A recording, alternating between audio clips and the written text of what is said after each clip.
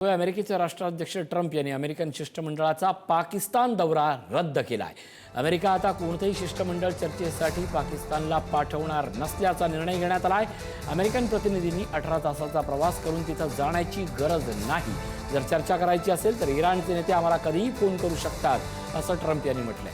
पश्चिम आशियातील तणाव कमी करण्याच्या कूटनीतिक प्रयत्नांना हा मोठा धक्का मानला जातो। आमचे प्रतिनिधी शिवाजी काळे आपल्यासोबत जोडले जात आहेत। शिवाजी, ज्या पद्धतीनं आज अमेरिकेनं भाषा वापरली आहे त्यातून दोन गोष्टी महत्त्वाच्या आहेत। एकतर इराणशी चर्चा आणि आता पाकिस्तानला जाण्याची गरज नाही। या सगळ्या समोर आलेल्या बातमीनुसार नेमकं अमेरिकेला काय म्हणायचं आहे आणि उद्याचा दिवस या सगळ्या युद्धाच्या पार्श्वभूमीवर कसा असेल? खरं तर याचा अर्थ असा आहे की पाकिस्तान आता पोस्ट मास्टर म्हणून काम करणार नाही। पाकिस्तान जे काय करत होता ते अमेरिका जे सांगते तेच करत होता।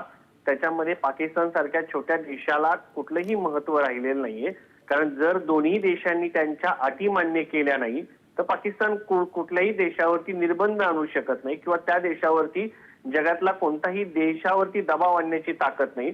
अशा परिस्थितीमध्ये पाकिस्तान हे जे पोस्ट मास्टरचं काम करत होता ते थांबलेलं आहे आणि इथून पुढे जर चर्चा करायची असेल तर थेट फोन करा, आम्ही फोनवरती अवेलेबल आहोत, असा थेट संदेश जो आहे तो डोनाल्ड ट्रम्प यांनी आता इराणला दिलेला आहे।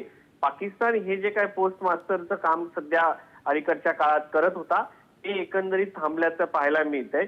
जे अलीकडच्या काळामध्ये पाकिस्तान मोठी स्वतःची पाठ थपटवून घेत होता ते एक प्रकारे थांबलेलं आहे आणि आता बोलायचं असेल तर थेट फोन करा, पाकिस्तान मार्गी येण्याची गरज नाही, असाच एक प्रकारे संदेश जो आहे तो डोनाल्ड ट्रम्प यांनी या माध्यमातून दिल्याचं पाहायला मिळतंय।